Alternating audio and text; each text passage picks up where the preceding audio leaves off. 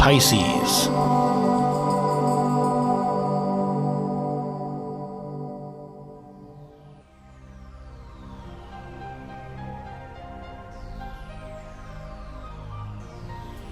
Hey Pisces, this is your forecast for May 2015, and I hope you had a great month there in April. We had that total solar eclipse there April 4th, 14 degrees in Libra. That was your 8th house for joint resources, and that might now have been playing out for you. And we have the new moon of this month on May 17th, so happy National Day, Norway. Gratulerer dagen. This new moon here for you will be in the 3rd house for communication, short distance travel, or also a lot of communication, important information coming through in this area. It's also the time to put down your intentions for this month, and that would all be about how you can expand more upon this foundation, because it's going to be a whole year until you get the new moon here again. And so if you're feeling that you'd like to get out and about, spread your wings a little bit more, even if it's just those short trips which the 3rd house represents, well then that is what you want to think about here this month. Also, you would like to place some intentions for communication, how you communicate and where and what you communicate. 3rd house is all about that too, as it rules it. We have the sun, the new moon, and Mars here in this area. And I do want to mention, while we're talking about May 17th and the new moon, it's the time for you to write that abundance check to yourself. Now, a lot of you have already watched the video how to fill out that check. You tear it up at the end of the period. However, though, it's a tool that you can use. One of those where we draw upon the law of the universe, the law of attraction, to bring more abundance and prosperity into your life. May 17th, all right? The full moon here this month for you, Pisces, is going to be in the 9th house. That has to do with foreign countries, people, and places. It's also higher education, or also that rules the law. So you could see here something being illuminated for you in this area on the 3rd. So you want to pay attention to what that's going to bring to the table for you. And especially because we're starting off top of the calendar here on the 3rd with a transit between Mercury, which is our thoughts or communication skills, being opposed to Saturn. So Saturn being in your 10th house is your career. Mercury is communication, which is in your 4th house. So you might see that there is something that you're going to have to take some kind of decision upon, perhaps between family members, and that of your career. And on the 4th, the sun, which is the essence of you, which is transiting through that 3rd house, is squaring up with Jupiter. So here also I see there's some kind of a decision that you may need to be making, which has to do with your day-to-day routines and plans, as that is where Jupiter is transiting right now. And so it's more like, how can you structure your daily routine without your day being eaten up? How can you streamline it? Perhaps that's what this is going to be all about.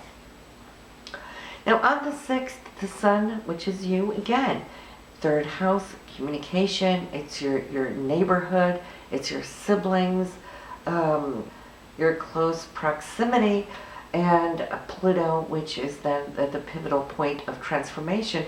This is coming in here through groups and organizations. Your 11th house, that's where Pluto's transiting now. And the 3rd house is what you communicate. So I'd like to say it's a good time for you to express yourself out to the groups. And the 11th house has to do with the internet, the web, the TV, radio, all those kind of things being broadcasted. So maybe for some of you here now, Pisces, you will see that there's new doors opening up in a very exciting way for you. Like I said, it's a pivotal point of transformation. It's going to be a full year before they get to train each other in these areas once again. So it's a new beginning. Now, the rest of the month is going to be a little bit like this. And as astrologers, we always like to present the good news. However, we got to present the good, bad, and ugly as well. And not saying anything is ugly this month, but we do have back-to-back aspects here, which is full of squares and oppositions. Now, to me, there's nothing that's really, really bad. When I see squares, I see dynamic energy. When I see oppositions, to me that's more like implementing the dual forces, not being separate, but how do we implement them to the center of the scales. And so I see a lot of breakthrough energy, and I'm so excited for you, Pisces, actually, because why? I know many of you have been working on this for a long time, for whatever it is you are now going to be bringing out to the forefront. So let's start with the 9th. Mercury, communication, still not yet retrograde. So if you're needing to do something, you want to do that before Mercury turns retrograde, either on the 18th or 19th, depending on where you live in the world. So make sure you get that. But the 9th, if you have to sign something, make sure to read the fine print, because it's squaring up on Neptune. When Neptune's not really aligned in a perfect way, it could be a little deceptive, or misunderstandings can come up. So make sure you got that down. On the 15th, we got Mars, which is transiting here still. No, it has just, moved into your 4th house from the 3rd. So on the 13th, you'll see that shift of Mars moving out of that 3rd house for travel and your close proximity here of neighbors and siblings into the 4th house of family.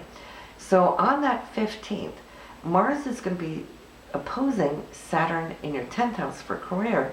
So here you might need to stretch between or embed both, so you're not feeling like you're drawn to one end of the stick to the other and back again. Your career is going to really need your attention and your focus, but so is your family, or your home is going to be needing more attention. Mars is passing here through that area of your foundation. You might need to follow up on, or there might be some repairs that are needed to be taken here at home. On the 16th, great day for romantic interaction or meeting somebody new if you're single. It's romantic energy between Venus and Neptune, so circle that on your calendar. It's also a very creative time for those of you who paint, create music, or you dance. It's a very artistic type of energy as well, as it is spiritual too. But then coming on the 22nd, this is where we're going to have back-to-back straight throughout the rest of the month. And keep in mind that Mercury is retrograde now, so we don't want to start anything new unless we absolutely have to. But here on the 22nd, Venus and Pluto are going to be in opposite to each other. And this opposition is going to be drawing from you those things that you value, whether that's love, romance, money, material things that are important to you. Pluto's going to challenge it, and for you, this is going to be between your 5th and 11th house. So that's your creativity. It's also your children. It's the business that you owned as well, your self-expression. And Pluto is out here in the 11th. That has to do with groups and organizations, your friends, or also your hopes and dreams. So you might see here too that you're extending yourself at both ends of the stick here. So find your balance. Always when you feel stretched, find the midpoint. This is where you keep and retain your equilibrium. So it is dynamic. Yes, it is challenging, but you're also working now at expanding both these areas. On the 23rd, the Sun and Saturn are in opposition. So the Sun now here being opposed to Saturn, well, once again, the Sun is you, your essence. Saturn is your sense of inner authority, your own karmic, should I say, boss, but it's also the area of your career. So it could be somebody here in the career field that might challenge you a little bit. 25th and 26th, both Venus and Mars will be squaring off. Here, Venus on Uranus, Mars on Neptune. It's a day between for the exact transits, but they're so close that both of them are going to interact on both days.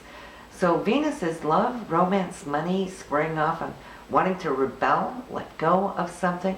But, you see, when we let go, we don't want to look at that as losing anything.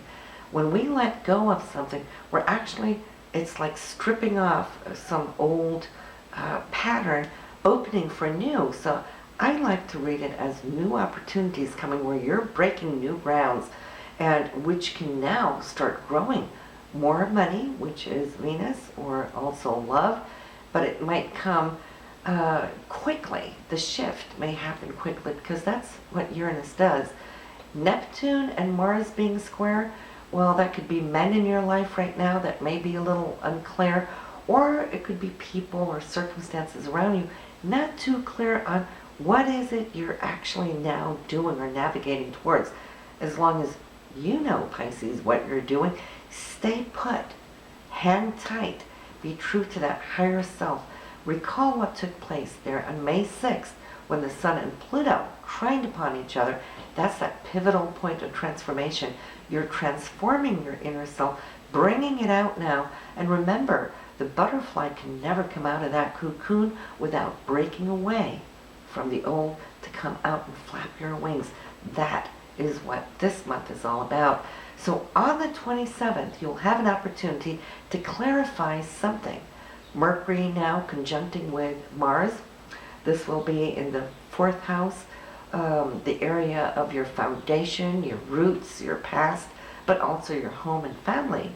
So if something has been unclear on the 26th when Mars was squaring on Neptune, well, Mercury gives you the second chance to go in, speak, communicate, clarify, tweak, and see how things can now turn around. And I think this Mercury retrograde in this round, we have it 3 times a year, is very beneficial because it's giving you an extended time now to communicate. Why? Because it's in the sign of Gemini. So when it turns retrograde on the 18th, 19th, it's going to go back, but only back to 0 degrees there of Gemini. Then it's going to turn around and go through the entire sign again. So when we have it in Gemini, it's empowered because it rules Gemini. So communication is going to be our key this month. Stay close and true to what you communicate. You're going to do absolutely great. Then at the end of the month, 29th through 31st, Mercury is going to square off on Neptune. Might be some miscommunications, so be clear about what you speak. Be cautious about what you sign if you don't have to, because the unclarity of Neptune can sometimes even be deceptive, or contracts there that's not all clear. And the Sun is squaring it too, which is you. So, you know, if you can put things aside, that's the best you can do until next month. So as you can see, it's going to be a touch and a go dynamic month, and we love dynamic energy because that is when we can truly grow our inner self, our spirit, our creativity, our goals, hopes, and dreams, right? So, but you know what? This is also somewhat of a consequence of that total solar eclipse, the lunar eclipse. And so all of this now is all about putting down a new foundation, because when June comes, and I'm so excited about your June chart. Why? Because now you've already broken through. Then this is when things are going to start blossoming. Okay? So listen, I wish you the very best. I'm excited to see you there in June, Pisces. So thank you for commenting, liking, and subscribing. I'll see you in June. Bye now.